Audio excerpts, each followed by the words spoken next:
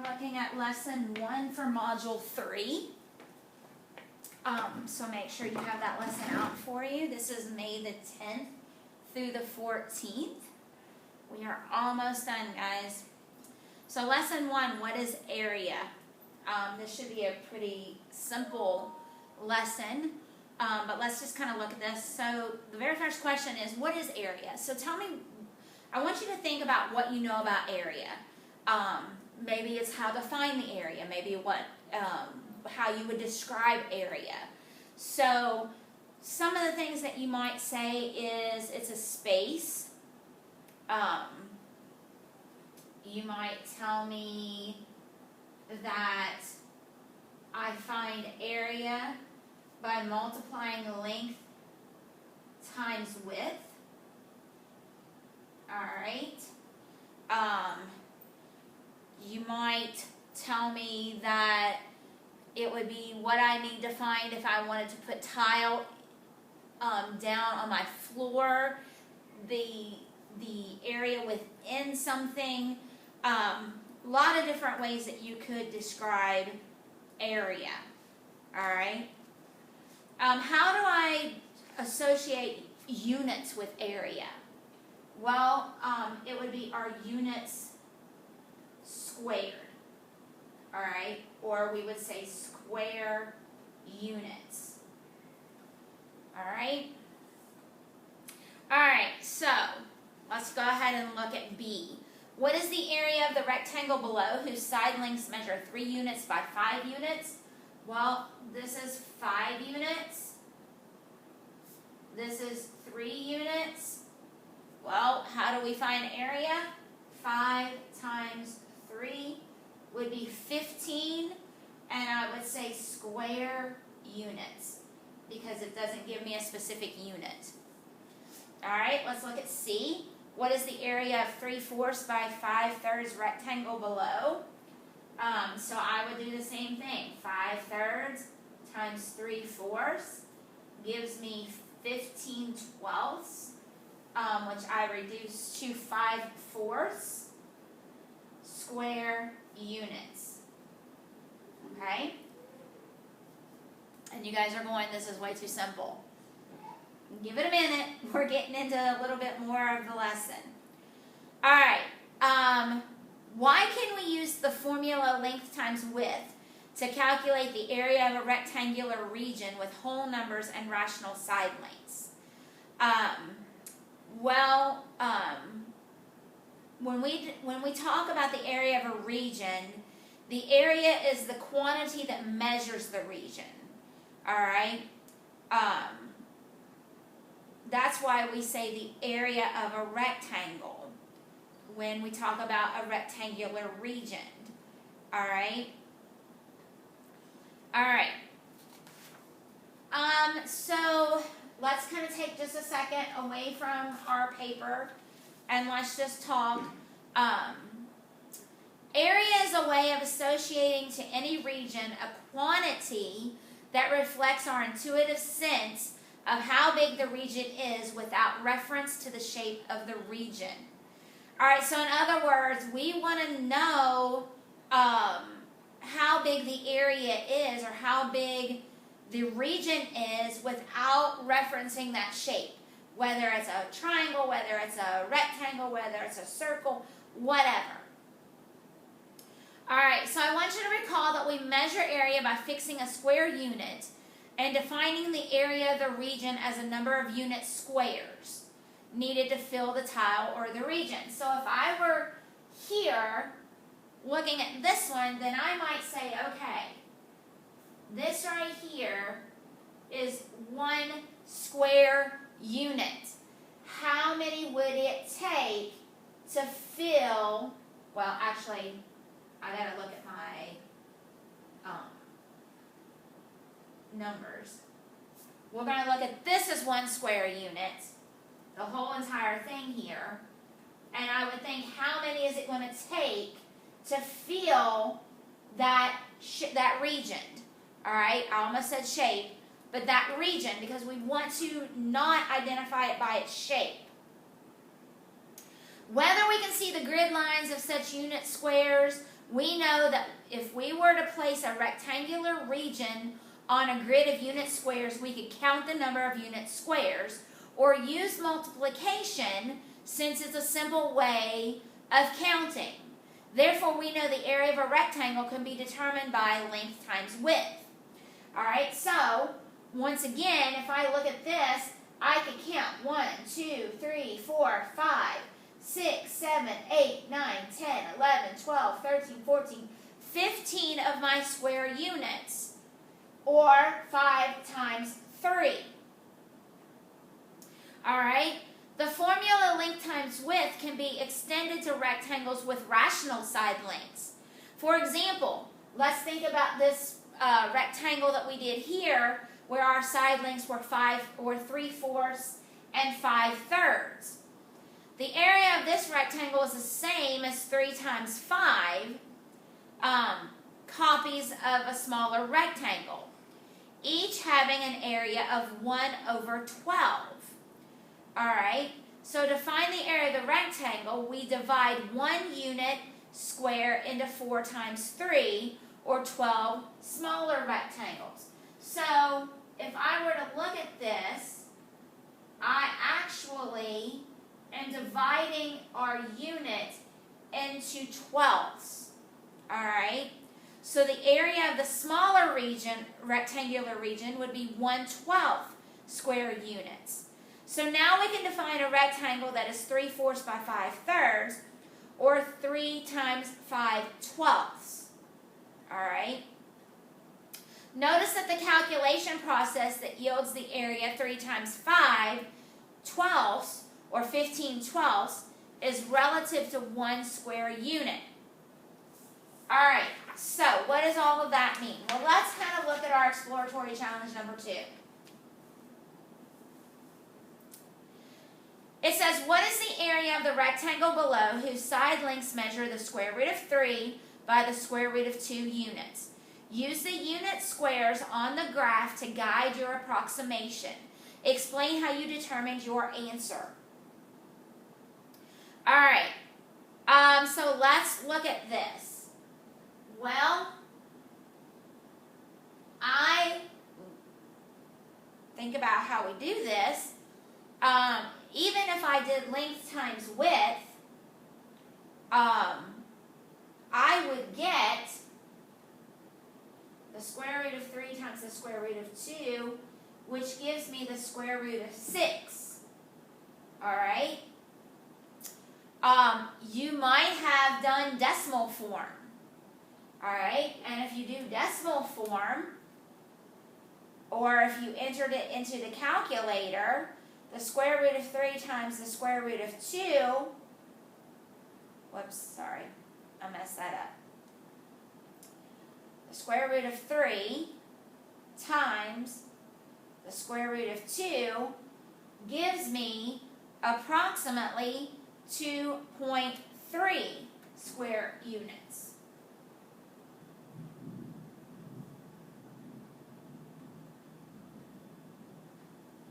Alright? So it just depends on what method you used in order to get this. Alright? Is your answers precise? Well, if you use decimals, then your answer is probably not precise because they would be estimates. Alright? So if you use decimals, the answer is not precise.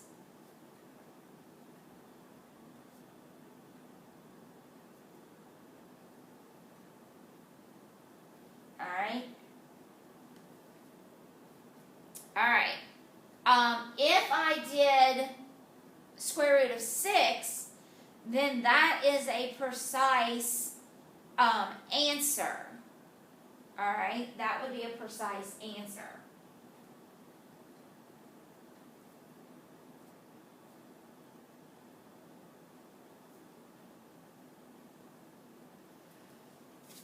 Alright? Alright. So we have two sub-goals here. Alright?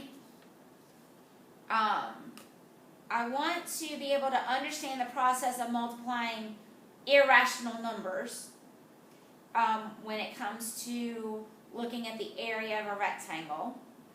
Alright? So that's one of my goals. Do you think we can give the same explanation for a rectangle with irrational side lengths like the rectangle in exploratory challenge number 1, part C? Alright? So we said here, this would be 5 times 3 twelfths. Can we give that same explanation in dealing with irrational numbers? We can't use that same explanation because we usually approximate the value of irrational numbers. Alright, because we can't find the exact square root of 2 or the exact square root of 3. So we round, we approximate using decimals. So therefore, the area of a rectangle with irrational side lengths, given in decimal or fractional form, can be approximated. Alright? So now we're going to use a strategy that allows us to approximate the area of a rectangle with irrational side lengths more accurately. We start by trying to show that the area of a rectangle with irrational side lengths can be found using the formula length times width. Alright, so let's consider the rectangle that is the square root of 2 times the square root of 3. How can we approximate this area? Alright, so you can do a couple of different things. You can find the square root of 2, and you can find the square root of 3, and then multiply those together.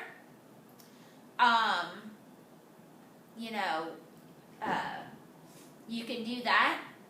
If I do that, the square root of 2 is 1.41421356. So I get 1 if I round it. Alright? The square root of 3 is 1.7320580, and on and on and on. Alright? Which is close to 2. Alright? So, let's kind of talk about what we can do here. Alright, let's say that we do a rectangle that is a 1 by 1. Alright, so let's do a 1 by 1. Okay? So this is a 1 by 1 rectangle. And then I'm going to do a 2 by 2 rectangle. Alright? I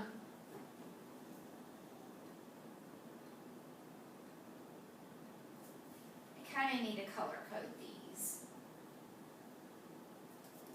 But we'll do that in just a minute. Okay. This is our first very rough upper and lower approximations of the area. Alright, so the square root of 2 was approximately a 1 by 1. The square root of 3 is close to 2, so we'll go a 2 by 2. Alright? We can make a more precise estimate of the area by looking at side lengths that are more precise. Since we know how to find the area of rectangles with rational side lengths, let's pick a more precise side length that's closer to the value of the square root of 3 times the square root of 2. Alright? Let's choose some appropriate rational numbers. Alright, so now let us look at the square root of 2 a little closer. So I told you the square root of 2 was 1.41421356, and on and on and on. So we will round that to 1.5. Alright? Then we're going to look at the square root of 3 being 1.732, so we're going to round that to 1 8/10. Alright, so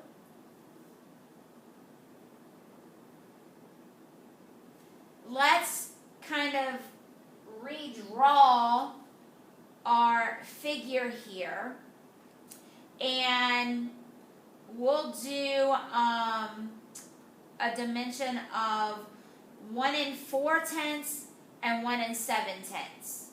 Alright, so 1 4/10 and 1 7/10. So about right there, we're going to go to the second one.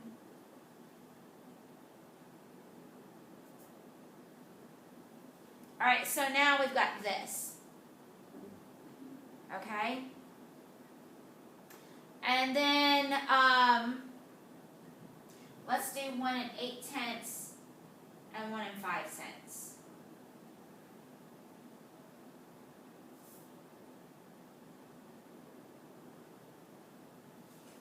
Okay.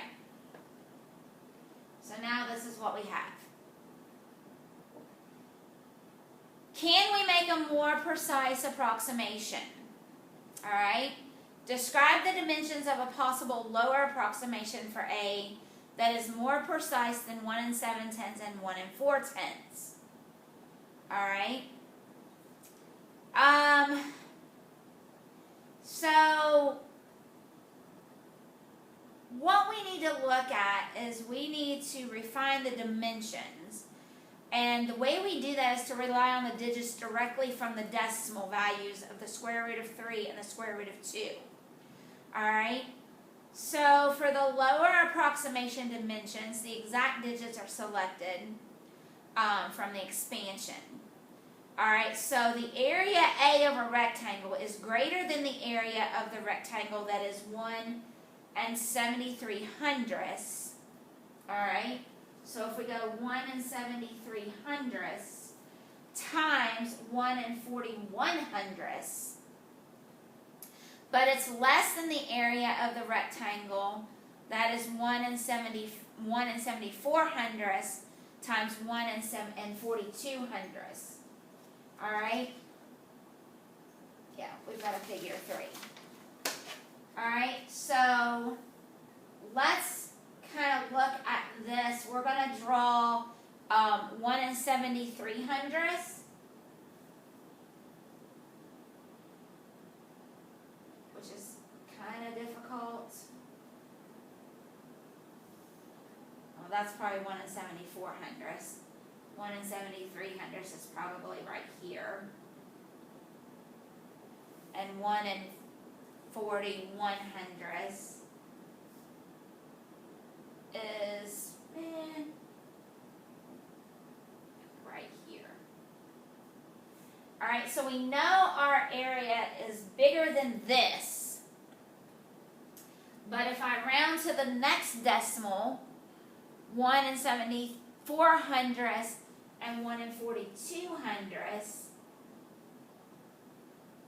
then I know that my area is actually smaller than that. Alright, so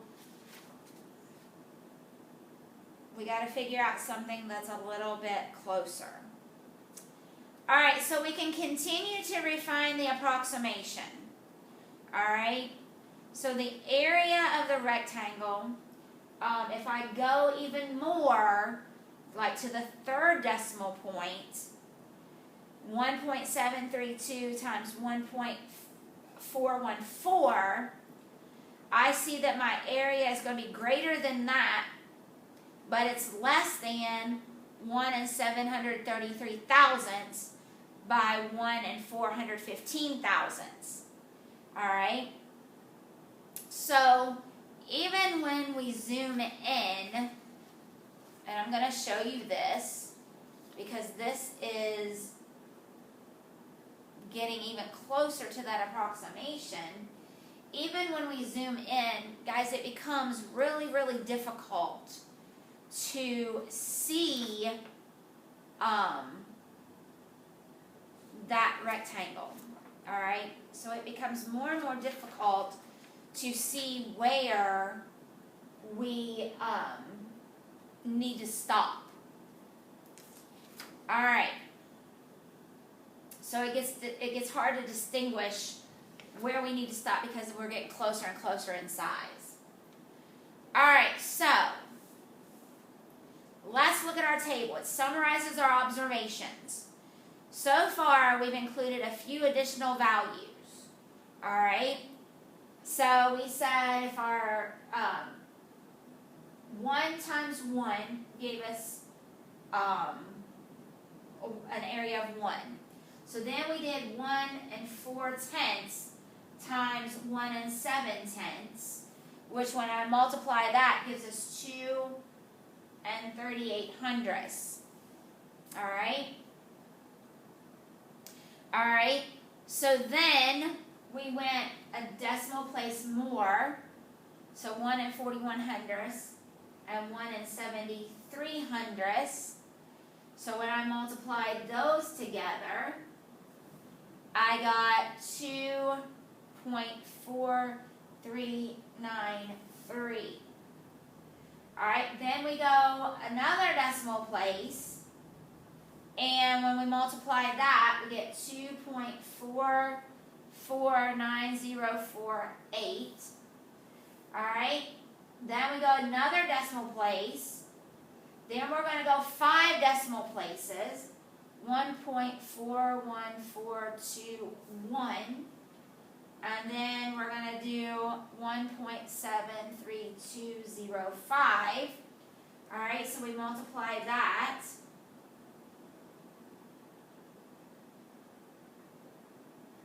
And we get 2.44948243005.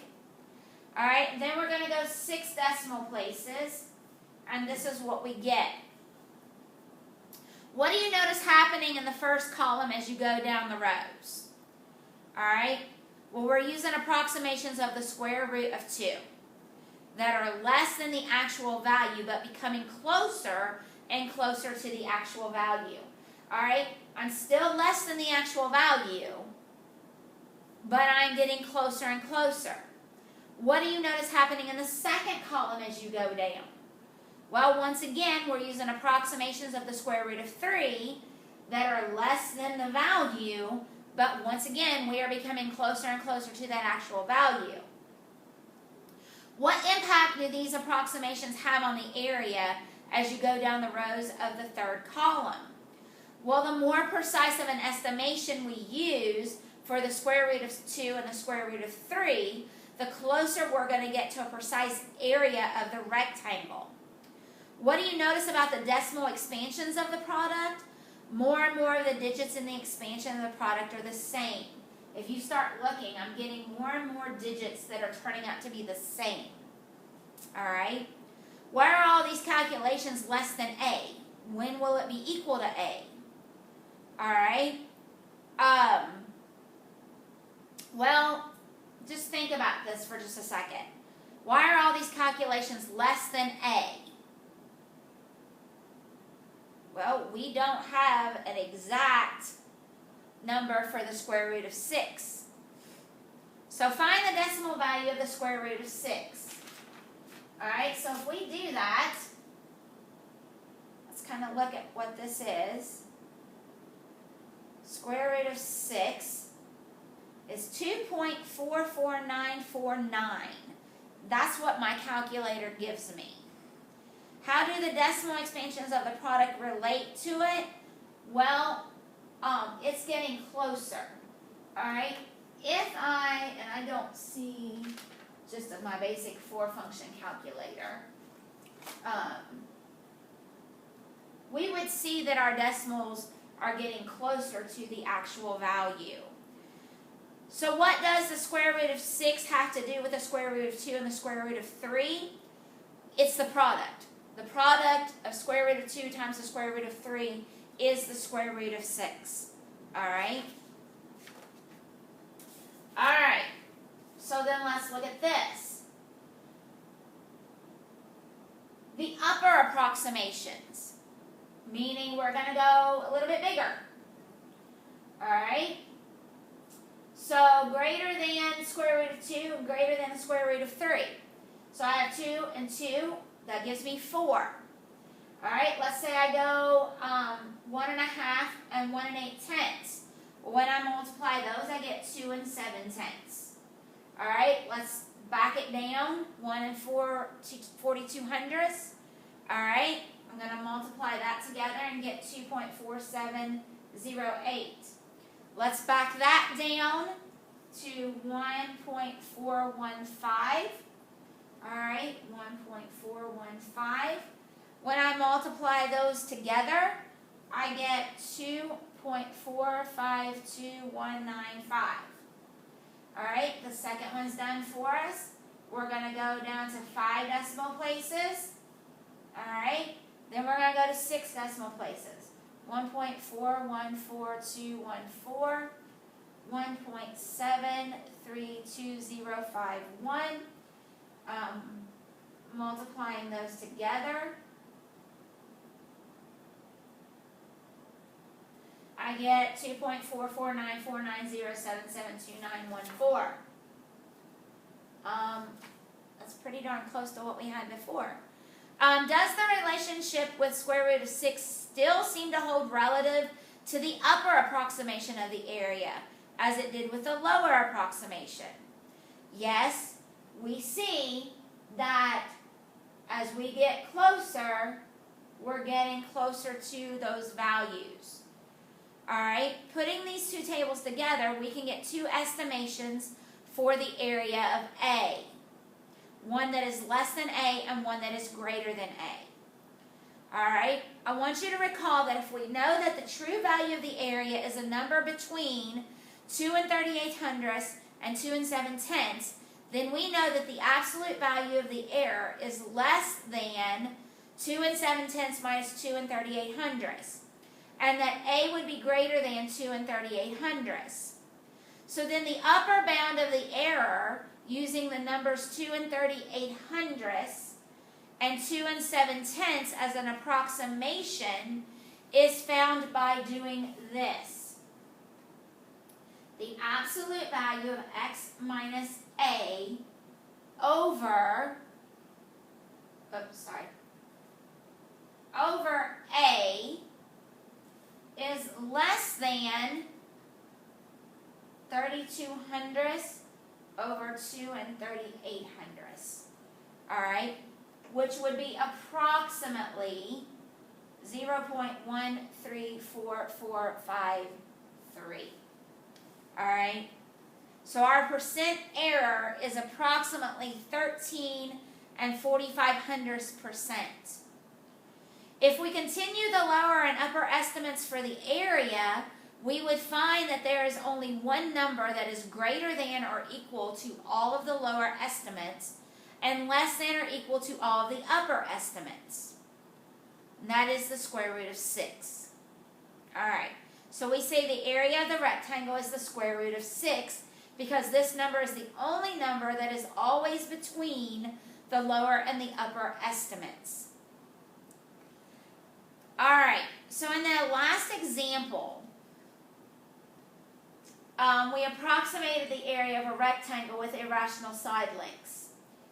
Alright, so now we're going to look at the next example. If it takes 1 can of paint to cover a unit square in the coordinate plane, how many cans of paint are needed to paint the region within the curved figure? So now we're moving to curved figures. First, let's find how many squares and half squares, since we know how to find the area of a half square region. Alright, so let's see how many actual squares we get. Alright, so that's a whole square.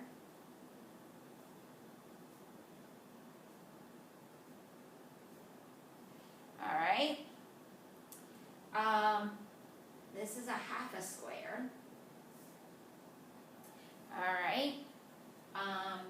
be a half a square.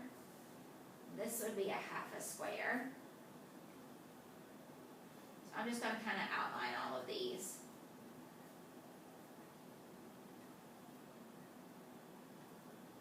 Alright. And I can do a half a square here. Alright. So then that's a whole.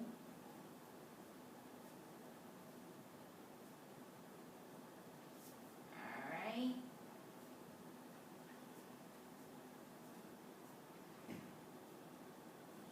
Alright, can I do half a squares here? I believe so. And I can do a half a square here. Alright. I can do a half a square here. And let's see, that'd be 15, 16, 17, 18, 20, 21, 22. There's a half a square.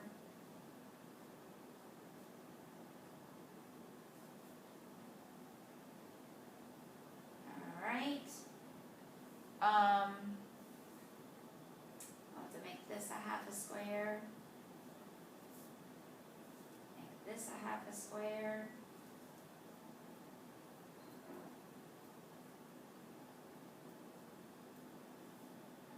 Alright. And then let's see, do I have any more half squares? I've got a half square here and a half square here. Alright, so we've looked at how many squares and half squares we have. Alright, so let's see, we've got 28, 29, 30, 31, 32, 33. 1, 2, 3, 4, 5, 6. So 28 and 6 is 34. So this gives us that it's going to take about 34 cans of paint to do this area. Now we've got to consider the area of the region just outside the curve. How many cans of paint will it take if we count the squares and half squares? Okay, so now we're going to kind of talk about the outside part. Alright, so now we're going to look at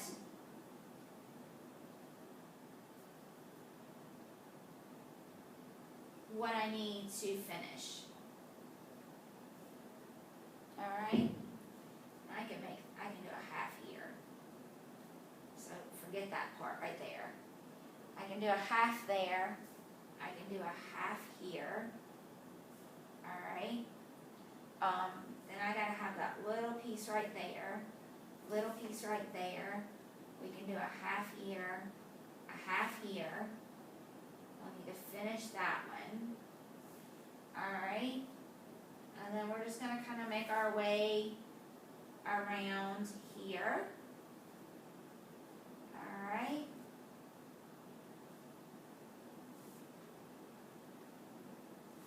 So now we're looking at the area on the outside.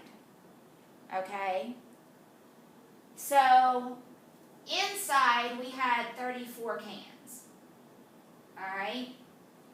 Now let's look at what we've added.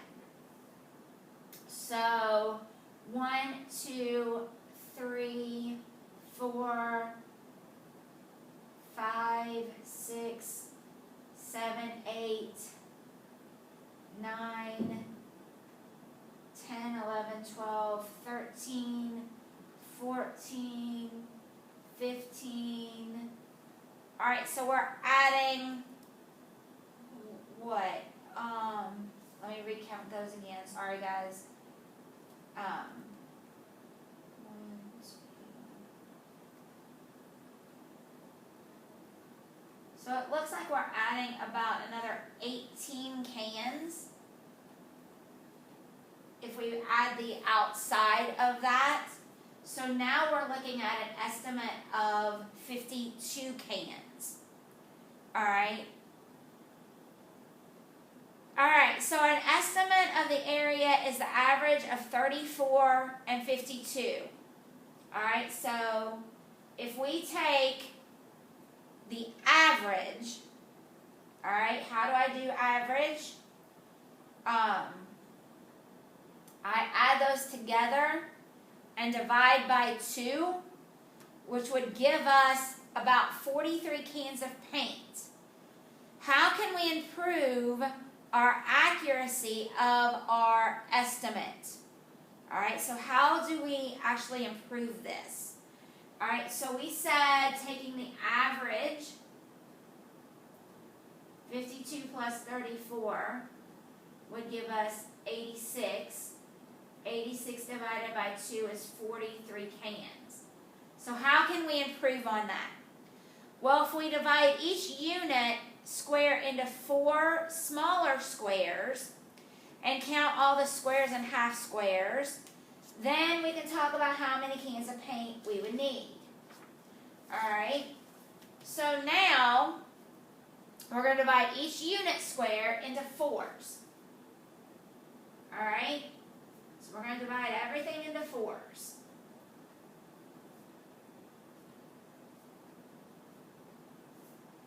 Alright.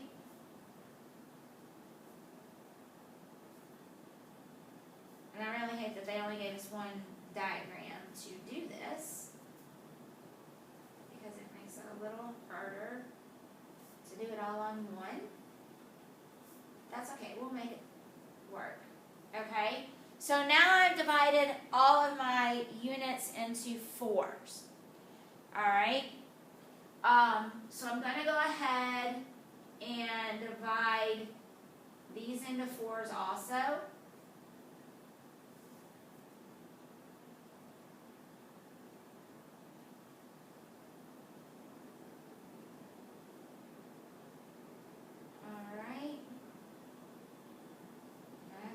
Careful because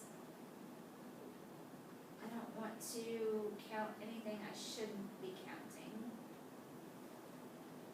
Okay, so I've divided everything into 4s. Alright, so how many cans of paint will it take to cover the region inside the curve? Well, if you count this, there are 164 squares and half squares in the region inside the curve.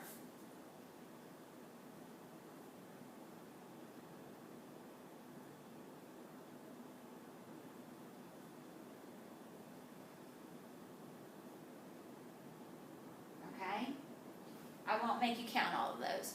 So there are 164 squares and half squares in the region. Since it takes 1 can of paint to cover every 4 of these squares, well then I'm going to let me write this down. It takes 1 can to cover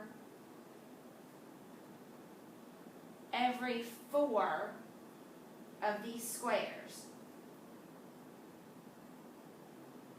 So 164 divided by 4 would give me 41 cans of paint to cover this region. Okay, now we have to consider the area of the region just outside the curve. Alright, so dividing those into squares, so I now have to divide all of this into squares.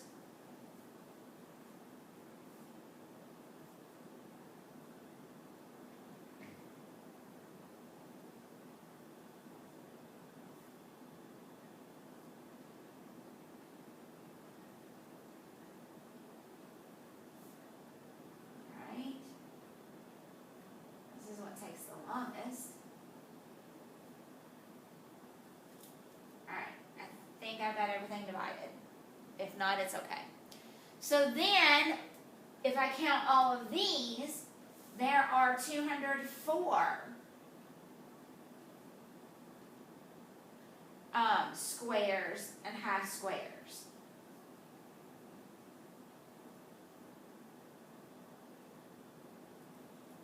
So once again, 204 divided by 4 is 51. So it's going to take less than 51 cans of paint to cover this area. Alright, so what's a good estimate for the area of the region? An estimate of the area of the region is an average of 41 and 51. Alright, because here's my upper, here's my lower. Alright, so 51 plus 41 is 92. 92 divided by 2 gives us 46. So we're going to say that it's going to take us about 46 cans of paint.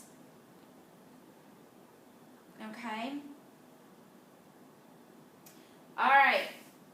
Guys, I know that was kind of crazy, but it's okay. Just stay with me, and I promise we'll make it through. Alright, guys, have a great rest of the evening, and we'll see you for the next lesson.